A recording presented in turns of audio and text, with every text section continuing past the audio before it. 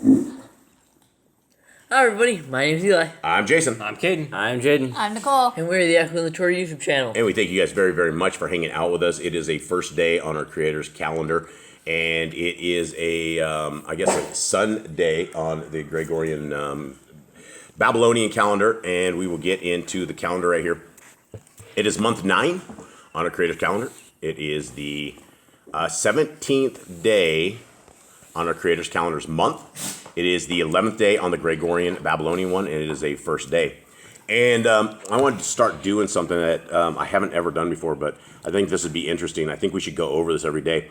So these are the Bible stats from the Yahushua and the Torah channel. And so I just kind of want to keep tabs on this. And this is as of the beginning of December. And so we have, Yah has delivered 143 scriptures and 16 other scriptures. So both of these scriptures are the exact same, but we had a whole bunch of people coming to the other ones, and so we left that link the same.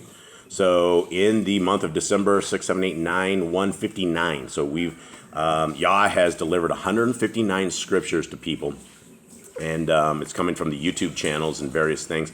And this is only one of our websites, because we also have Hallelujah Scriptures Free.com, and people are downloading the scriptures there as well as other places. So it's really amazing what's going on with this. You can also see that. So the number 3 download for this month already is the book of Enoch, and Enoch is tied with Yasher, and then we got Tobit, and then some people are listening to the MP3s that Eli uploaded, and so Bereshith, and there's a lot of those. And if you actually look at all of them, there are quite a bit of downloads here.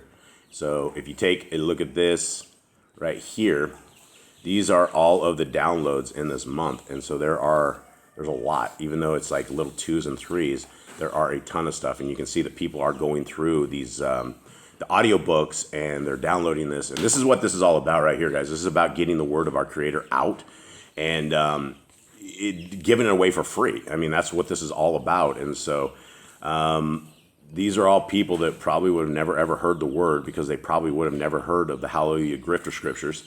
And this is the fun stuff right here. The bandwidth, how much bandwidth. So we've delivered, Yah has delivered 16.74 gigabits of Bibles. That is amazing. And that's just in one. And then we did 1.89 gigabits in Bibles. And since they're only 120 megs a piece, it takes 10 of those to make 1 gig. And so there's quite a bit of downloads. So very, very exciting times that this is happening. And we are just about to get the Spanish scriptures. That will be, Nicole will start working on that very, very soon. And once that is out, I believe that is going to be far more popular than this English, because there's never been in Spanish a great version that has restored names before. And so we will be getting that out very shortly, Yah willing. And we will continue from there. Gentlemen. Hopefully Jubilees too. Oh, yeah, and Jubilees, as well as there's a commandment book that Hallelujah Scriptures has. Every single book that they have is going to be scanned. It's going to be thrown online. We have them all, and it's just a matter.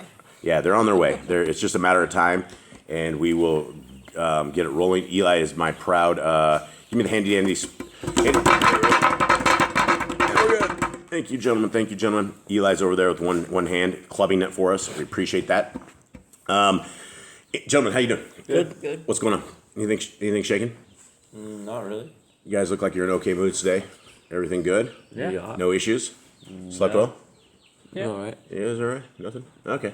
Well, just checking, trying to get a little bit of conversation in here. Much love to everybody out there, our family, the ones who bring up their little tables, the little chairs with us and sit around this table. We truly love you guys, and we have so many friends and so many family here, and we just love you all. So let's get going, and let's see what we can figure out. Luke 17. And again, gentlemen, the mission of this reading is always to find the laws of Messiah Yahushua so that we can document them. And I don't know if we've done a good job on this or a bad job. I do know the very first Matthew, we had a bunch of laws, but I don't know so much as we've had a tremendous amount. We had one in this, I think, book, but there's just not a lot, because Messiah Yahushua, and for those who do not know, that is, you guys call him Jesus the Christ. There was no J's in Hebrew, And when you say Jesus, it's actually like Jesus. And prior to that, it was Isis. And you're basically calling the name of Zeus's son. And so his name is Yahushua. And it's like Joshua. My boys call him Yahushua because that was the actual spelling of Yahushua in the Hebrew. And so it's Yahushua or Yahushua. That is very, very close. I think he would probably answer to that. He'd probably answer to Jesus as well, for those who did not ever figure this deception out. But for those who have, his name is Yahushua. Okay, let's continue on. Here we go. And he said to his Talmudian, "It is inevitable that stumbling blocks should come, but woe to him through whom they come.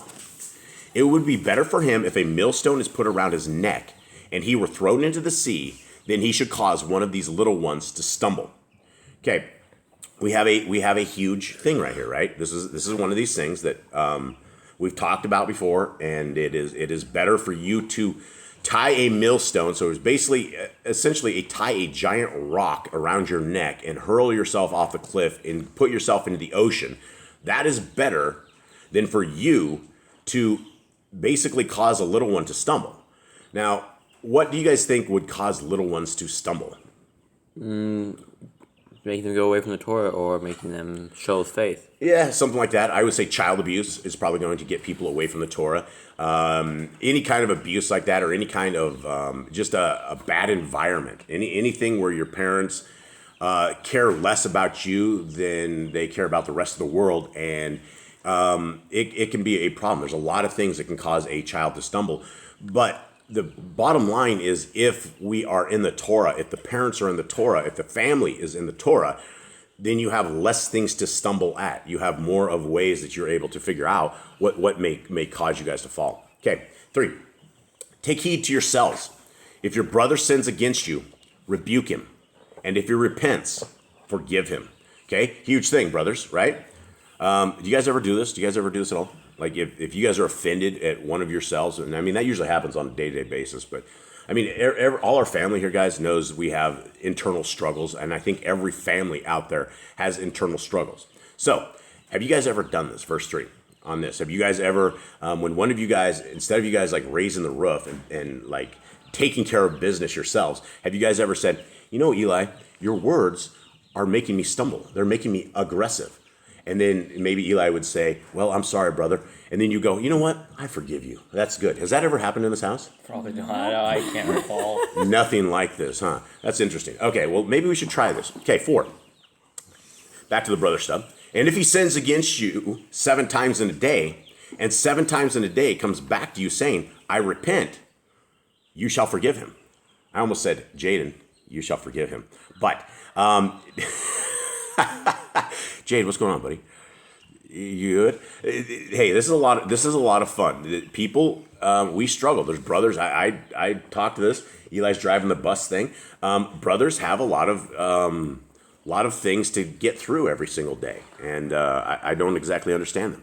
Okay, so do you guys understand this? That yes. if you guys were able to do verse 3, and so you forgive him the first time, then say, for instance, he splashes you with water, and he goes, hey, I'm sorry, I don't know what got into me. The devil got into me. I don't know. Can you forgive me? So the second time, what are you supposed to do? Forgive him. Okay. And so what happens as you're walking back, and he just happens to splash you with water again. It's getting splashed. The third time is he gets. Okay. Well, you guys know where I'm going with this, right? Yeah. Okay. Verse 5. And the emissary said to the Adon, give us more belief. And the Adon said, if you have belief as a mustard seed, you would say to this mulberry tree, be pulled up by the roots and be planted by the sea, and it would obey you. Does anyone at this table have that faith? Does any one of you guys think that you could have a tree, have the roots pull up and go plant into the sea? Any one of you? I believe I could do that, but I've never tried it. I've never gone to plant. This is the thing about the faith. If you're just out there testing our Creator and you're like, there's no purpose of anything at all, and you're like, okay, tree, come up and pull. Walk away. You're testing our Creator, I don't think it's going to happen. If something had to happen and say a tree fell on you or fell on somebody or something of the sort, and you have the faith that our Creator will have the messengers lift this off, I believe that would happen. And so it is all about faith, and we need to have the faith as a mustard seed because it springs out and goes everywhere. Okay, 7. But who of you, having a servant plowing or shepherding, would say to him when he come in from the field, come immediately and sit down to eat? Is it to say in your guys' when he come in to eat or comes in to eat, in from the field? When he come in from the field. Okay, I'm just it's illiterate as well here. I'm saying I see it, and I'm kind of like I don't know. I always think we have errors now or something because we're doing this ourselves, and so there's a good chance we could have errors. So here we go. But 8. But would he not rather say to him, prepare somewhat for my supper, and gird yourself and serve me while I eat and drink, and afterward you shall eat and drink. Okay, so that is a question, right? The question is, if you had a servant and he's plowing and working, and he comes in, this is a question for you guys. If he comes in, are you going to feed him, or are you going to make him feed you after he's already plowed the field? I would give him food. He's been out in the field. Go cook him something. Key word here, this guy's your servant, right? This guy is somebody you actually, however it happened, probably. Well, if you're in the Torah, you know you're supposed to treat your servants well. You're not supposed to like drive them with an iron rod. Yeah. So, all right. So let's continue on. And 9. Would he thank that servant because he did what he was commanded? I think not. So also you, when you have done all that you were commanded, say, we are unworthy servants. We have done what was our duty to do. And it came to be, as he was in Jerusalem, that he passed through the midst of Shomeron and Galilee.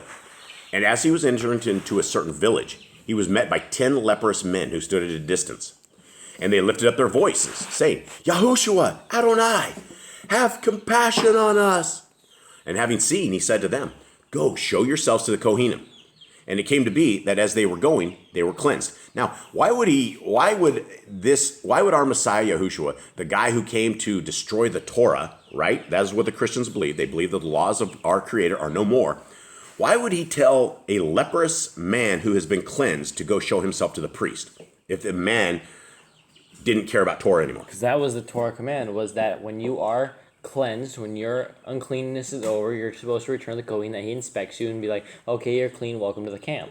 Yeah, so if our Messiah died just to get rid of the laws, statutes, and commands of our Creator, he surely didn't seem to show it. In fact, he kind of ended up in this same tradition where he wanted them to do what his father wanted him to do and show himself to the priest. So the Torah is obviously in effect until all generations are over. 15. And one of them, when he saw that he was healed, returned, praising Elohim with a loud voice. And he fell down upon his face at his feet, giving thanks to him. And he was a Shomerite. Okay, so what do you guys make of this? I mean, he's a Shomerite. What does that mean? So that means he is a goyim in their eyes. He is a person that is less than them. Okay, and so why is this incredible that a foreigner came and gave thanks while the other 9 who were probably locals didn't even care? They just ran. It's just showing that the faith can go to anyone. You can have faith in anyone. Anyone can believe in Yahushua. Yeah, and it is important that I guess a lesson here is that a lot of us have a health that we don't thank our Creator for. A lot of us have 2 eyes and we don't thank our Creator every single day because we're able to see and we can still hear, we can still breathe, we're still functioning, we still are up, right? And we forget. We forget that every single thing that we have that is an asset to us is a creation by our Creator. Our smell, our taste, our eyes, our hearing, everything that we have is part of His design. And it is something that we should all be very, extremely grateful for. Why? Because if you're not grateful for it, it's easy enough to lose one of your eyes. It's easy enough to lose both of your eyes. It's easy enough to have a chemical explosion in your kitchen and lose your eyes, or have chemical burns all over you and not be able to function. There's a billion bad things that can happen to you. So we need to be thankful for the goodness that we have. And Yahushua answering said, were there not 10 cleansed? But where are the 9? Was no one found to return to give praise to Elohim except this foreigner? And he said to him, rise, go your way. Your belief has made you well. And having been asked by the Pharisees when the reign of Elohim would come, he answered them and said, the reign of Elohim does not come with intent watching, Nor shall they say, look here, or look there. For look, the reign of Elohim is in your midst. Okay, what does this mean? What does this mean? How is the reign of Elohim in their midst? Because that was Yahushua. Yahushua was the coming of the reign of Yahuwah. That was the beginning of it. That was the beginning of the reign, was when Yahushua was to come down and to basically die for us. Yeah, so we are talking to our king right here, right? Our king, King Messiah, Yahushua, King Yahushua is in their midst, right? And they can't figure this out, right? The king is there, right? And nobody can figure this thing out. And this is interesting. Let's get into some rapture talk. And he said to his Talmudim, days shall come when you shall long to see one of the days of the Ben of Adam, but you shall not see it. And they shall say to you, look here, or look there. Do not go after them, nor follow.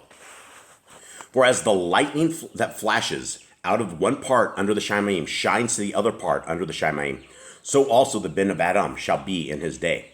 Okay, what is this saying right here? It says, so as lightning flashes under one part of the Shamayim. We know lightning as it is loud, it is fast, it lights up the sky, and it causes all sorts of chaos. There's electrical storms that go along with this, and it is very chaotic.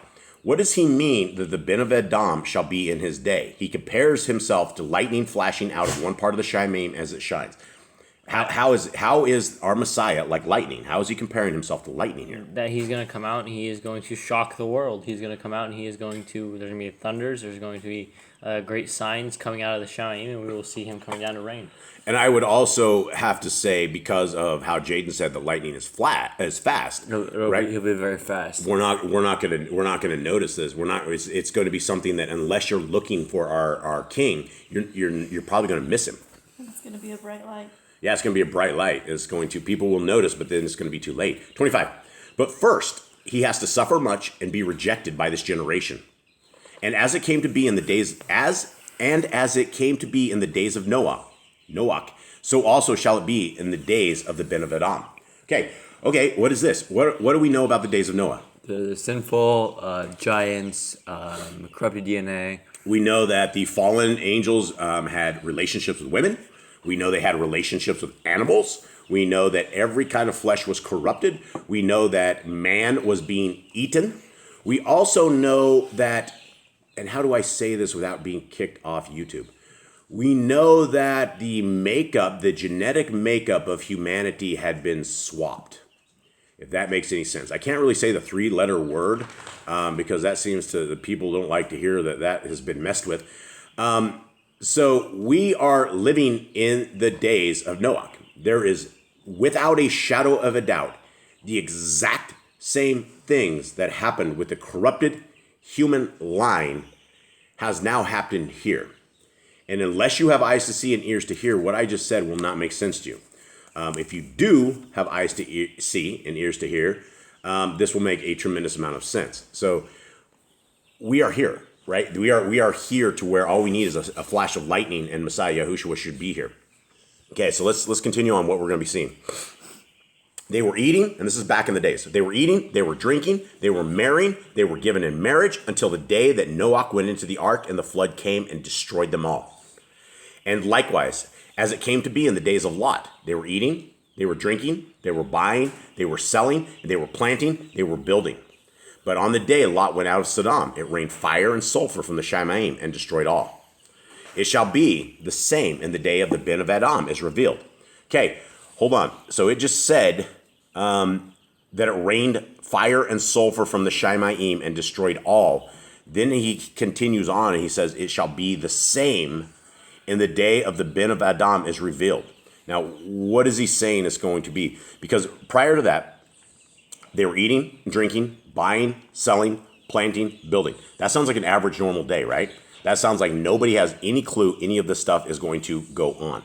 So it's going to be the same as when the Ben of Adam is revealed, which is today, right? Nobody's seeking the Creator. Nobody's seeking the Son. Nobody's seeking righteousness. Nobody gives a rip about anything of holiness. And we are here, folks. And the human body is completely destroyed. Okay, so here it is. In that day, he who shall be on the housetop and his goods in the house, let him not come down to take them away. And likewise, the one who is in the field, let him not turn back. Now, is this the one? I think this is okay. I think this is the one where the king goes kind of sodomite style. Okay, 32. Remember the wife of Lot. Whoever seeks to save his life shall lose it, and whoever loses his life shall preserve it. I say to you, in that night there shall be two in one bed. The one shall be taken, and the other shall be left. Okay, this is where the king goes full on sideshow, right? If you look at Luke 17:34 in this, and this was the Sodomites ran with this, right? The Sodomites love this. And this is what this king says. I tell you, in that night there shall be two men in one bed. One shall be taken, and the other shall be left. Mine says that in the Amplified too. Does it? Okay, so somehow they got it from two people in a bed to two men in the bed, and literally the Sodomites have run away with this, and they're like, look, here it is. One of us is going to get raptured. And that's essentially what they're saying, right? And so here we go. Two shall be grinding together. The one shall be taken, and the other shall be left. And see, but the king figures this one out, right? They say two women shall be grinding together. Why in the world did the perverse king talking about there shall be two men in one bed? What are we talking about, man? What's going on, king? Okay, 36. Two shall be in the field. The one shall be taken, and the other shall be left. And they answering said to him, where, Adonai? And he said to them, where the body is, there also the vultures shall be gathered together. Okay, what does that last verse say, guys? What do we say? Basically, where bodies are, vultures gather. I got that. What does he mean by that? Basically, it's gonna be like. What is this true? If we have a dead carcass outside of our gates or outside anywhere in these jungles, do the vultures come? Yep. Yeah, they come quickly. Yeah, they come very quickly. I don't know if they can if they can smell blood or the wind blows a special way, but the creatures of Yah come and take care of business, and they will eat the dead fast. So that tells me the soul's gone, but the body's still there. Okay, is that what that's saying? Because that's what I was trying to get to. Two shall be left in the field, one shall be taken, the other shall be left. And they answering said to him, did you just crack the tile behind you? No, I think you cracked the chair. You broke the chair? All right, Big Ben. All right, we're down one chair. Okay, and he said to them, where the body is, there also the vultures shall be gathered together. Yeah, so I think you're right, Nicole, on that where the body is, that is, the soul is completely different. And that's what we've been talking about for the last few days, or I have been talking about, because people are convinced that you can ruin your body and your soul is ruined with it. And that is absolutely not the truth. We have to be cautious of what can... we have to be cautious of what can kill the soul. We don't want to... It doesn't matter. Our bodies are all going to come and die, and it doesn't matter who comes and gets us or whatever, or what they slam into our bodies, right? It doesn't matter. And I mean, obviously it matters to stay alive on this land, but we're not looking for these lands. We're looking for the kingdom to come. We're looking for the land where the evil does not roam. And so I guess that is it. I don't have anything else. Does anyone else have anything here? We have Spanish Youth Real coming up this week. We also have the new...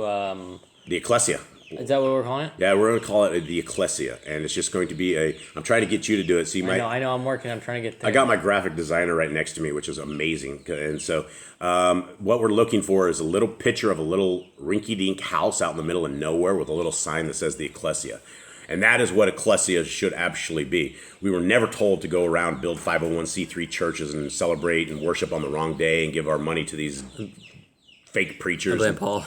Huh? I blame Paul. Paul is to blame for a lot of this. Actually, I blame the lazy people that refuse to read, because Paul can't really be blamed when you have 50 other books somewhere in there that tells us the exact truth. And even though Paul did go a little rogue on his writings, definitely rogue on his writings. I mean, there are laws of Paul that are not laws of Torah. So. Oh yeah, we need to go over the laws real quick in this. What do we need? The laws in this. Which laws?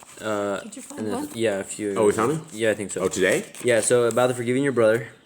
Okay, yeah, wow. We are totally botching this, aren't we? Yeah, so he says here in, let's see, verse 3 and I think 4. Okay. Nicole, do you have it? I'll go to it. It's about the forgiveness of your brothers. Take heed yourselves if your brother sins against you, rebuke him. Yeah, that is it. And we have one kind of like this. Wow, Jade, you saved us. And there was another one here. Hold on, give me a second. I really think we're botching. Okay, yeah, here's the other one. It talks about being a good servant. It says, So when you have done all you commanded, say, we are unworthy servants, we have done what is our duty to do. I don't know if that's command or not. Okay, hold on. 3 and 4 is for sure command, right? If your brother sins against you. And then what was the next verse? It's number 10. 10. So also you, when you have done all you were commanded, say, we are unworthy servants. We have done what our duty was what was our duty to do. I don't think this is a command, was it? Would he thank the servant because he did what he was commanded? I think not. So also, when you have done all that you were commanded, say, we are unworthy servants. We have done what was our duty to do. That's interesting, right? Because the thing is, if you're sitting there and go, I am a worthy servant, I am the man, I can do this, we start getting a pompous head. We start getting an inflated head. And if we think that we're really worthy when we're just the servants. Nicole, what do you think on this? What is this? I don't know. I don't think so. So also, when you have done all that you were commanded, say, we are unworthy servants. I think that's what we're supposed to say to Yahuwah when we do our command, is that he's trying to keep us humble here. Yeah, this is a thing to keep us humble. Let's add that in there, Nicole, just because I think we're doing a terrible job on this, and then we will go over it.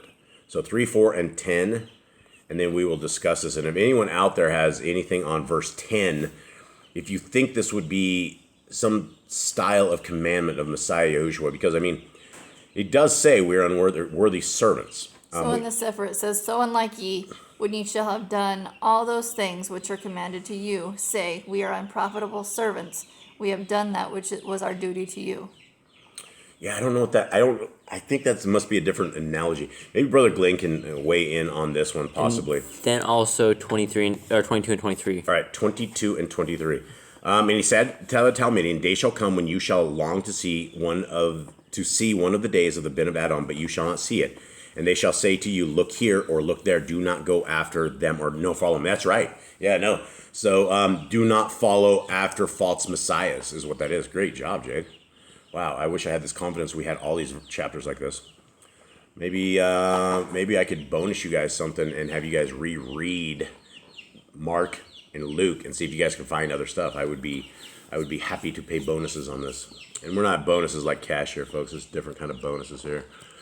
Okay, let us, I think that's it. So I think let's call this one good. Much love to everybody out there. May Yahuwah bless you and keep you. May your day be beautiful. May you guys forever seek Yahuwah. May you ever yearn for the King and the King that will be coming, that will save us, that will take us out of this cesspool of madness that we are in right now. And much love to everybody out there. All right, shalom.